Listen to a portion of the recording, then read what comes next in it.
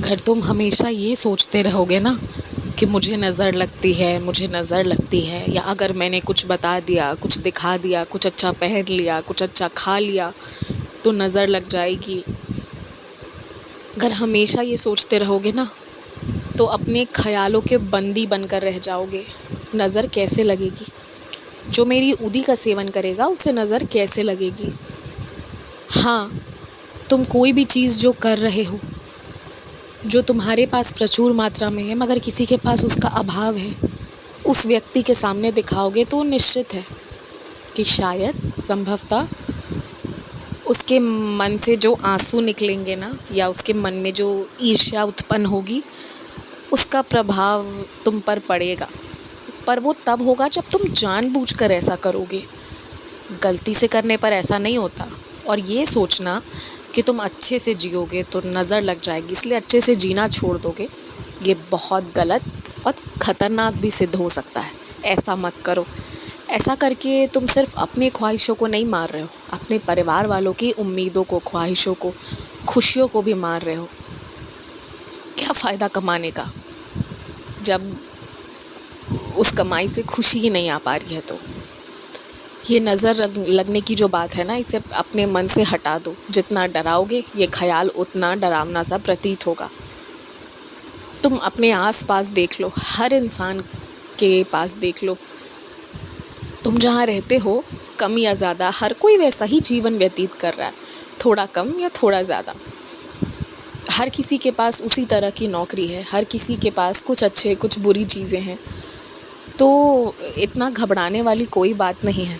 फिर भी यदि तुम्हारे मन में डर है तो फिर मेरी ऊदी का टीका मस्तक पर लगा कर रहो।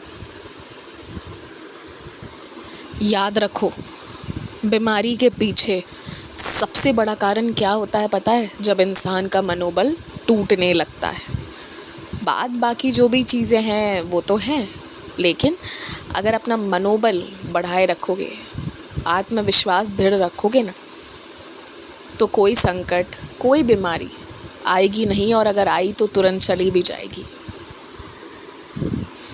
तुम्हारे अंदर ना कमी किसी चीज़ की नहीं है, बस एक चीज़ है कि हर इंसान, हर परिस्थिति पारिवारिक या परिवार नहीं है।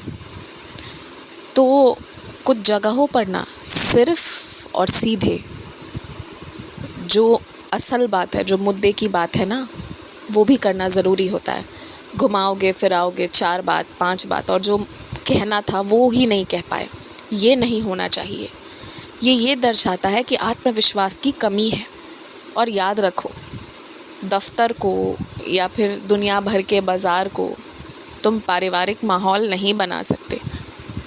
हर माहौल एक जैसा नहीं हो सकता। अगर सब एक जैसा हो गया ना तो काम करने में आनंद भी नहीं आएगा। तुम्हारी कमी सिर्फ इतनी है कि तुम सारी जगहों को ना एक सा समझकर एक सा व्यवहार करते हो, जो सही नहीं है।